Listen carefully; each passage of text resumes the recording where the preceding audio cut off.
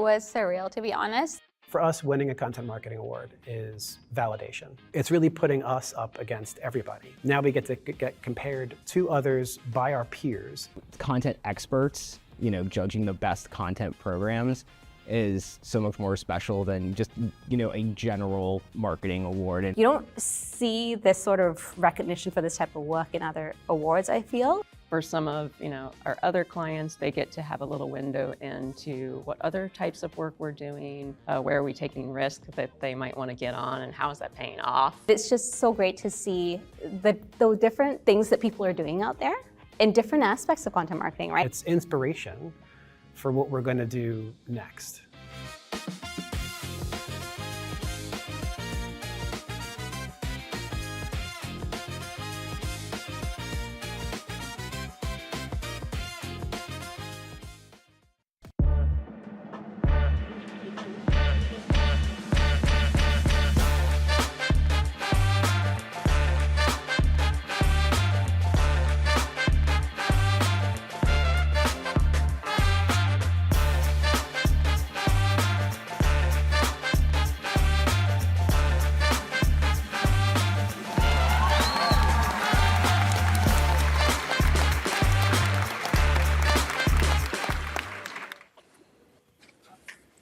Hello, everyone. Thank you so much for joining us today. I'm Amanda with the Content Marketing Institute.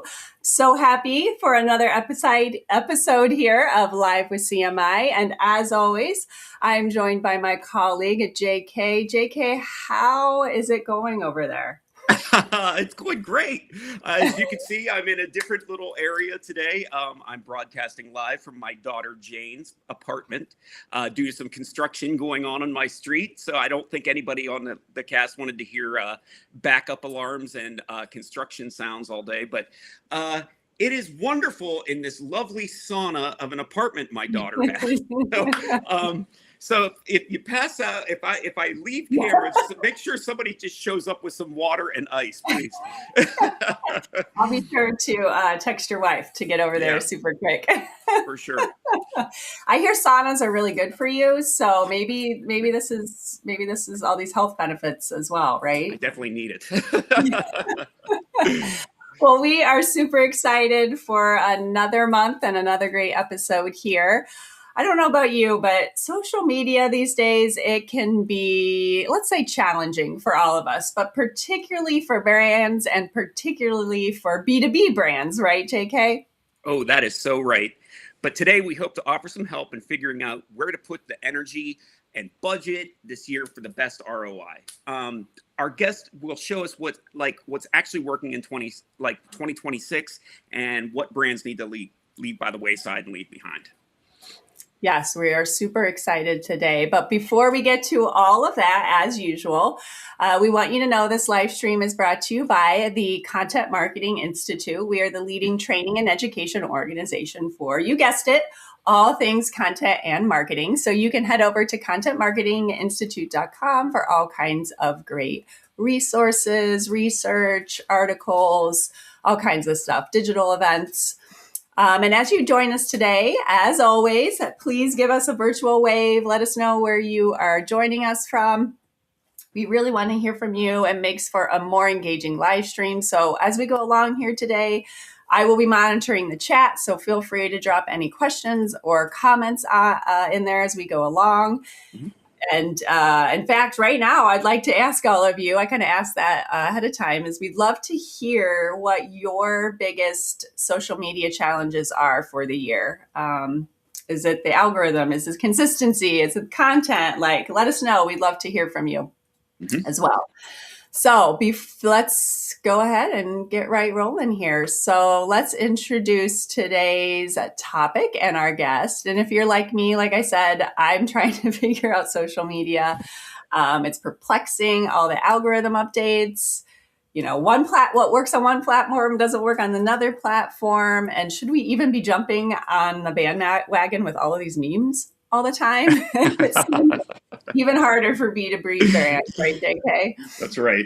That's right. But, we do have some help today. We were joined by Amy Watts, a B2B social media strategist who helps brands ditch the boring and actually connect with their audiences in ways that drive real business results. Welcome, Amy. Hello, thank you for having me. I'm super excited to be here. This is my favorite topic and I could talk about it for hours. So happy to be here and to chat. Be careful what you say, so we can have you for hours chatting about this. Well, let's start with this. I think it's hard for people when they think about B2B, right? But what B2B brands are out there and campaigns that are absolutely maybe killing it right now on social media? Who should we be watching? Oh, this is such a hard question because there's so many that pop into my brain immediately, but I do have some standout favorites. I think Slate. I don't know if you're familiar with Slate. They are a social media management platform, but they're doing really, really cool things in the B2B social space. I think I love the work that they do with creators. They do lots of campaigns working with content creators. They ran a really fun competition recently because they were rebranding.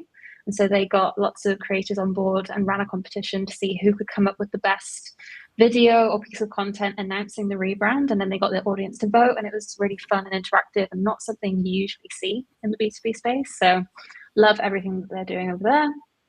I'm also a big fan of SEMrush. I think SEMrush is one of those brands that really paved the way for fun B2B marketing and content. And they continue to be like the leading brand in my eyes of creating content that is actually relatable for marketers and useful and entertaining, which isn't always easy to do. And then another more recent one that I really enjoy is Ramp. I don't know if you've heard of Ramp, but I love brands that typically work in like a quote unquote boring industry that manage to really flip that around and do really fun things with content. They did a really fun campaign with Kevin from The Office. They had like an in-person activation where they had him like surrounded by paperwork, and he'd become like the CFO for the day, and it was really fun and really just entertaining. I love seeing brands doing different things and taking some creative risks. So those are the brands that have kind of been on my radar recently. Well, you said the words fun, entertaining, social. Like these are things that I think most people don't associate with B2B, and especially B2B social media, right? They have a reputation for being boring. So, what do you think, what do brands need to know to understand about breaking out of this, boring mold? And what are some suggestions that, what can they do to be more creative and more human? Yeah, I think B2B has this real tendency to kind of do things the B2B way. There's a playbook. This is the way it is. We do what everyone else does because that's just how it's done, that we're B2B, But I think often that tendency or that inclination to not want to take risks, to play it safe, is a risk in itself, because if you're not getting remembered by people, they're not going to buy from you. They're not going to remember that you exist and come and think of you. Oh, if I need to buy this product or this solution, you're not going to pop up in their minds. So breaking out of that mold and doing something different, even if it's something really small, is so, so important if you want to stick in people's minds and be remembered as a brand. And I think also in B2B, the bar is so low. The bar is on the floor. We're finally starting to see brands be creative with their marketing, but there's still a lot of space to experiment. Even like I said, a tiny, small change can make a huge difference. And so if it feels scary, start small. And my biggest piece of advice when it comes to, trying to start doing something creative is always just start with your people. People are so much more interesting than pixels on a screen. They have real experiences and expertise to share. So always start there. I think instead of showing like a screenshot of a new product feature, bring out the person who built it, whose idea was it, who's using it. That's always so much more compelling and so much more interesting than just a very polished, typical B2B markup. So that's always the kind of first place I recommend starting.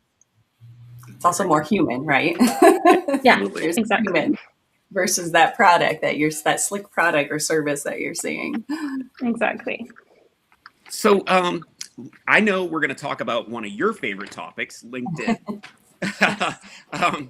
There's this narrative that company pages are dead and like only personal pages get traction now. are you seeing this trend, and like what strategies are actually working on LinkedIn in 2026? Yeah, it feels like there's a new obituary every week in marketing at the does. moment. Something else has been declared dead.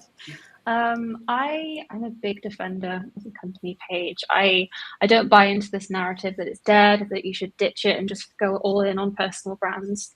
Yes, personal pages, they might get more traction. They're easier to build faster. And I definitely think they're a really key part of an effective strategy in 2026 if it's right for your company. But I think the purpose of the company page has really changed. I think now I see it as more of like a LinkedIn landing page. So people might discover your brand through a personal page, through a founder, or through someone who works at the company. But if they click through to the company page and it's empty, what impression does that leave? Not a very good one. I think the company page needs to be there to give people an impression of who you are, what you offer, show that you're active, show that you're doing cool things in the space. And so I think keeping it updated, even if it's not as regularly as it used to be, is really important still. I think also when it comes to planning content for the company page, you need to think about, what is the impression that you're leaving when like the perfect ICP lands there. If the last few posts are just like, we are proud to announce this, or if it's just a random announcement of a webinar and then nothing else, it's not giving much of an impression. You want to be able to tell your brand story. You want someone to land there and understand who you are, what do you offer. So instead of kind of just using it as a bit of a dumping ground for random announcements, really think about the story you're telling. So you don't have to be posting 5 days a week, really high quality, intense content all the time, but every now and then keep it updated. Tell a story of a customer you're working with, show the people working there, repost what other people in the company are sharing, make it active. I still think the company pages play a really, really important role. And if you're not utilizing it, then that's a missed opportunity.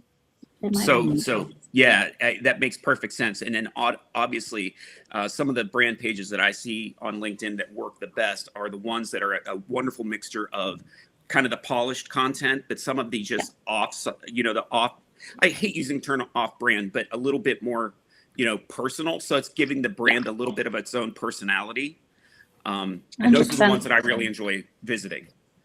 Yeah, and also the ones that make it feel like a hub, like a community hub, where it's not just a brand broadcasting to its audience. It's like a place to share and to talk and to connect with your employees, with your audience, and just it's a place that starts conversations rather than just trying to talk at people all the time. Those are the ones that always stick out to me too.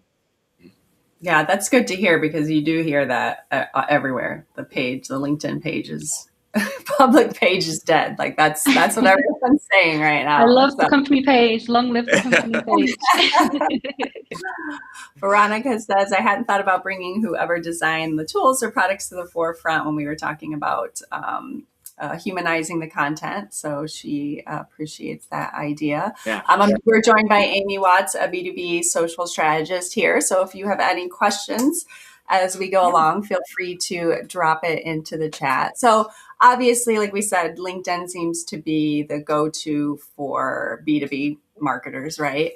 But are there platforms that B2B marketers are sleeping on? Other platforms are sleeping on in 2026? I mean, are you seeing brands succeed on like TikTok, YouTube, even Facebook as well?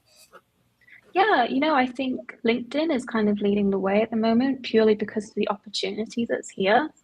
There's still not that many people posting on LinkedIn. So there's a lot of space to fill and there's lots of niches to discover. So, I think now is the perfect time to start posting on LinkedIn, and it's not going to last forever. So you need to start. I do think that other platforms can work for B2B, and I think maybe a lot of them are still quite untapped. But I will say it really requires understanding your audience, understanding where they are, understanding what they go to each platform for. So, people who log into LinkedIn, they're probably already in work mode. They're already thinking about their career. They're thinking that they want to learn something new that's going to help them in their roles. So they're already kind of plugged into that mindset. Whereas if you find someone on TikTok, they might be scrolling on their sofa in the evening after having dinner and they're not ready to kind of switch into work mode. So I think, platforms like TikTok can work really well. And I've seen some brands do really, really well on there.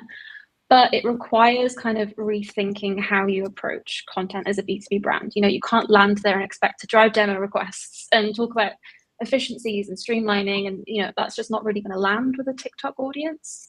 So the content that I tend to see perform best over there from B2B brands is the more relatable, humorous, skit style content, you know, stuff that feels native to TikTok. You need to think about the platform that you're posting on and what people come to that platform for. And you need to kind of respect that. Otherwise, you're not going to see much traction from it. But some brands I really love on TikTok are TLDB, you know, the note-taking platform. They do really, really fun stuff. And ClickUp, they've been doing lots of skits and like funny videos recently that I've been really enjoying. Right. You know, we chatted a little bit about this, and I believe there was even a question about employee-generated content. You know, it's getting a lot of buzz right now. And, you know, what do brands need to know about these programs that actually make them successful? And like, what are the biggest, conversely, what are the biggest mistakes you're seeing with the employee-generated? Yeah, EGC, employee-generated content, is huge at the moment. It's such a hot topic. Everyone wants a slice of the pie. I totally understand.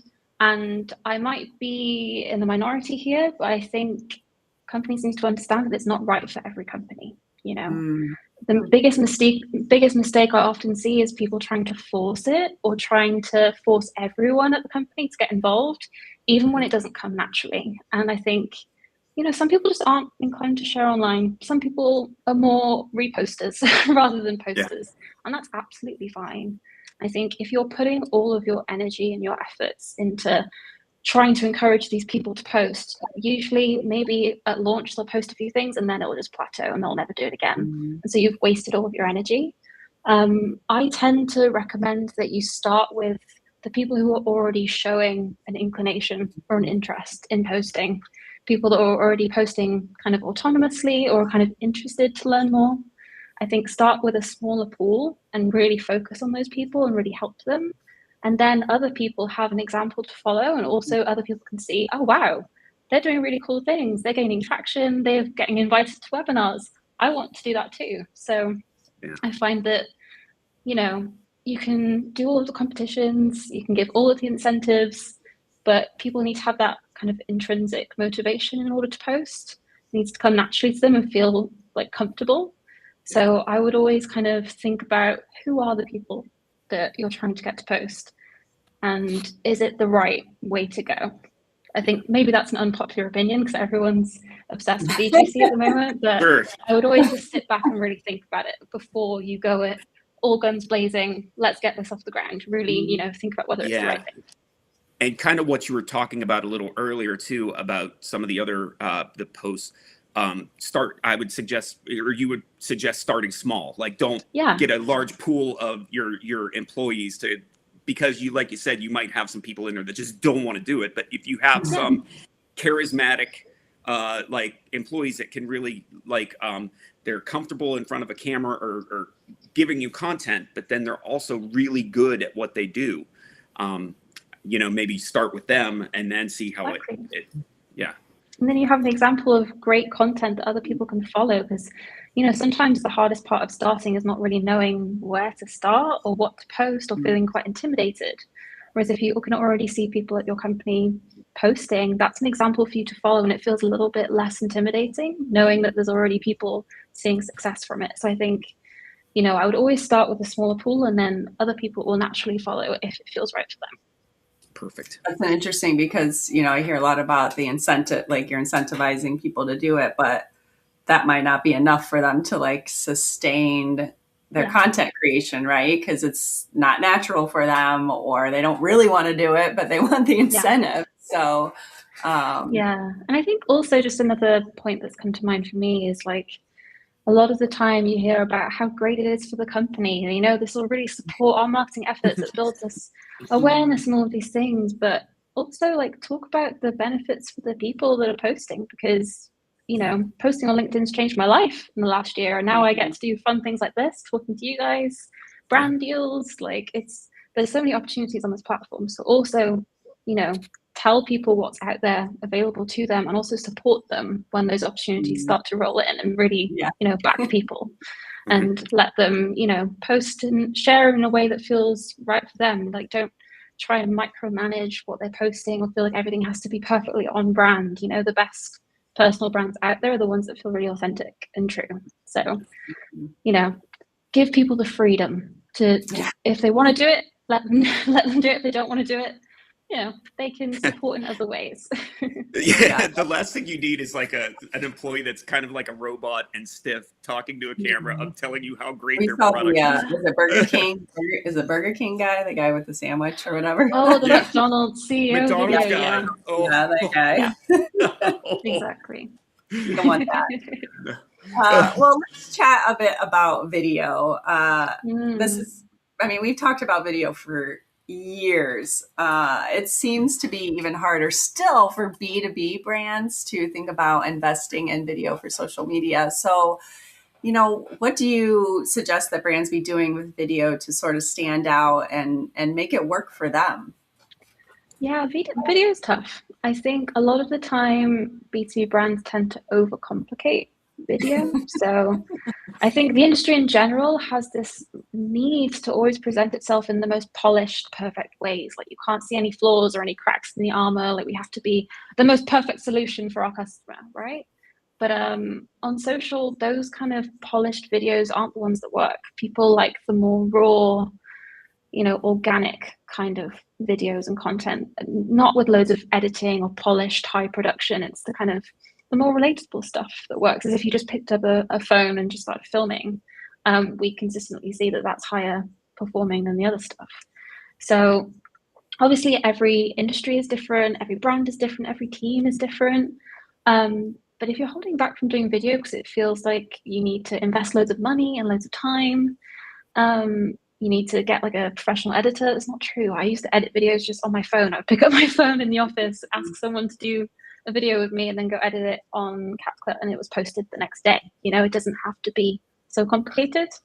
And then also I think just, think about what's sustainable for your brand. If you have this idea that you want to do a really polished, highly produced interview series, maybe the first episode goes well, but how sustainable is that in the long term? Whereas if you're able to just kind of pick up your phone in the office with some employees and film something quickly, that's more likely to continue for a long time, and you can properly test whether video works for you or not. So always think about what you have the capacity to do and what's realistic to do.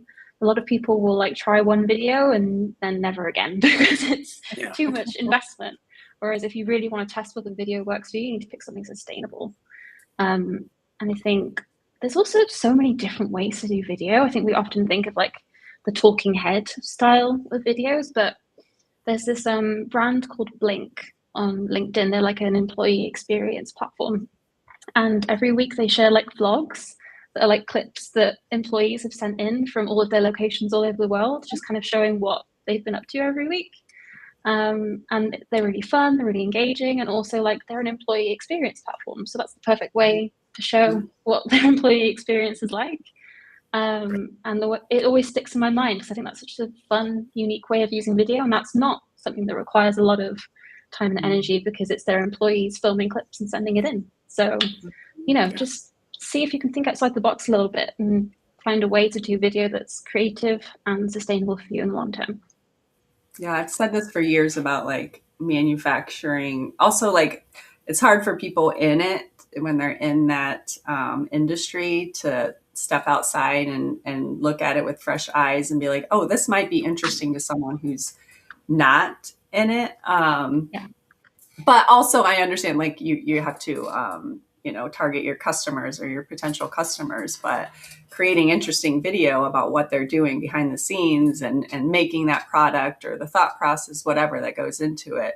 There's so many interesting things that people can do. It just, sometimes it takes to step back, or they're like, this is a boring industry and I don't know what to do, so you can make anything interesting just by focusing on people, or like you said, zooming out a little bit and thinking I live this every day.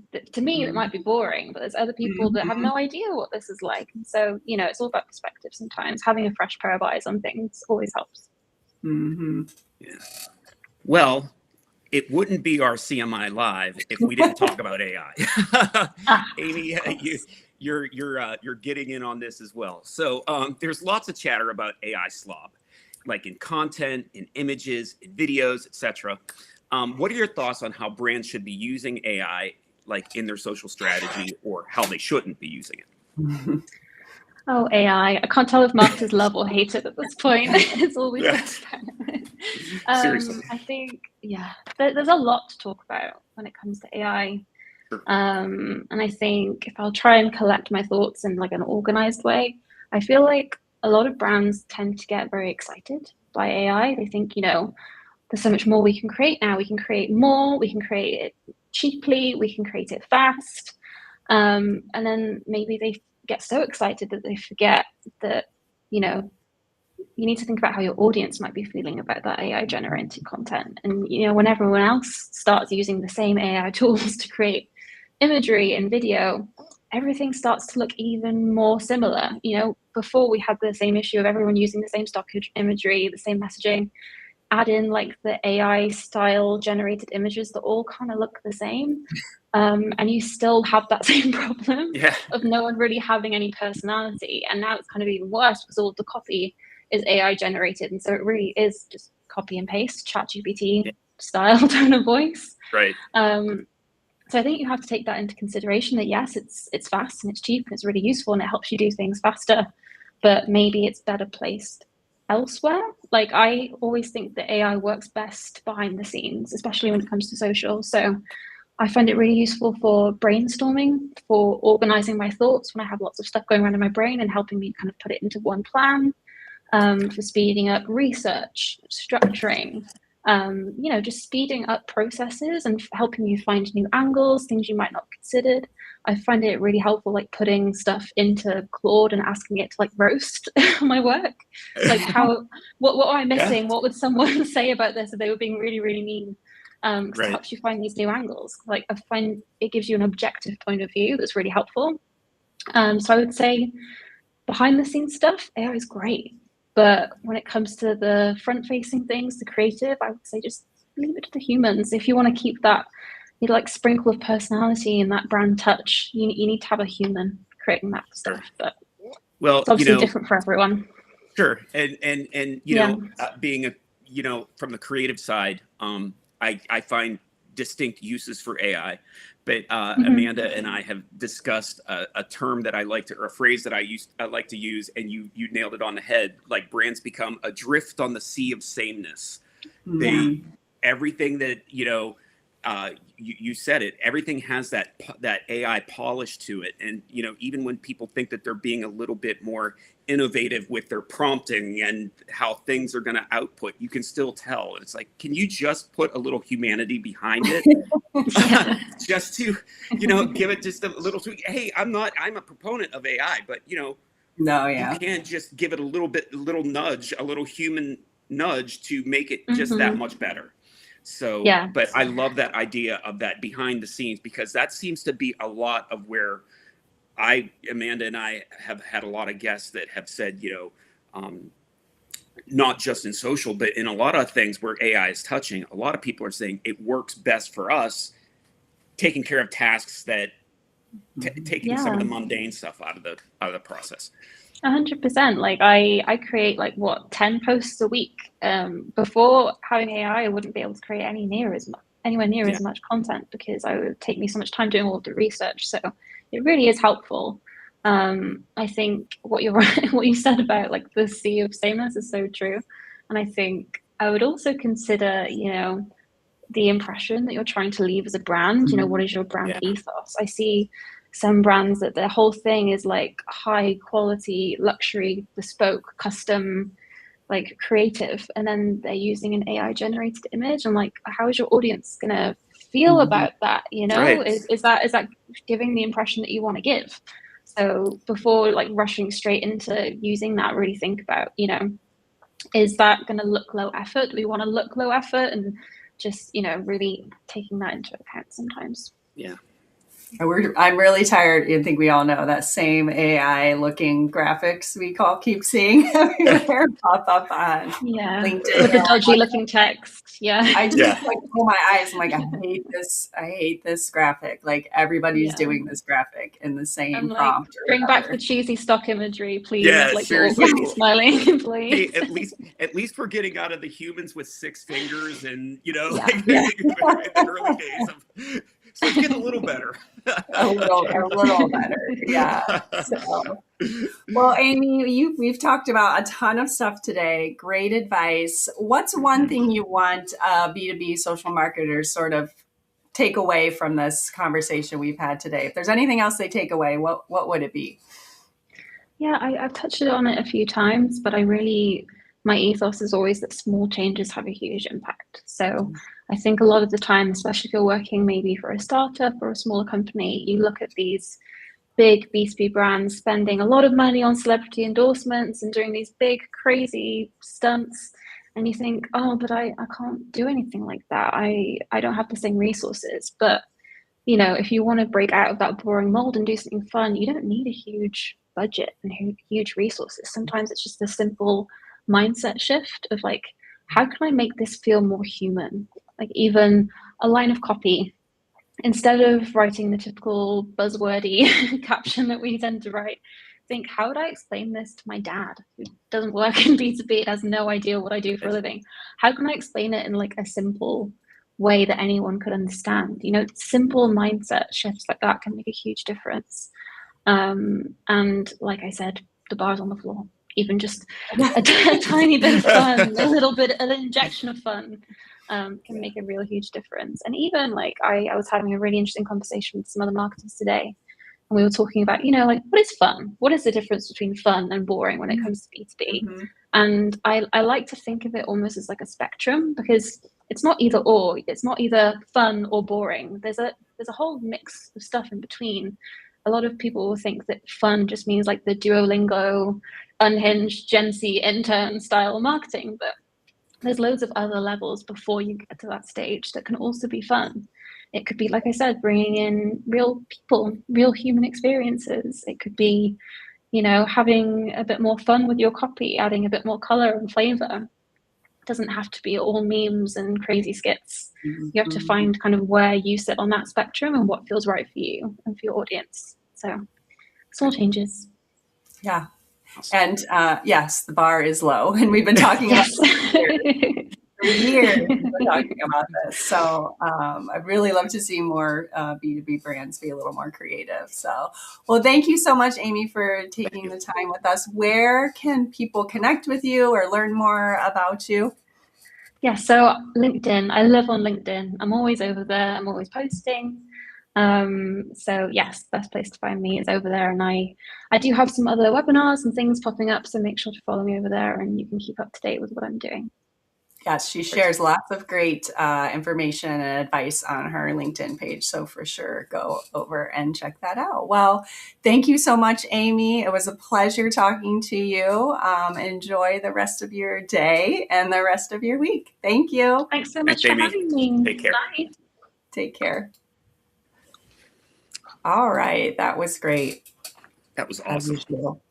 Well, we're not done yet, because we have a lot of more exciting things happening here at CMI that we'd love to tell you about. One of our favorite things we do here is we love to recognize and award great content marketing. So if that's you, if you've been working on some passion project this year, feel free. We'd love for you to enter the Content Marketing Awards.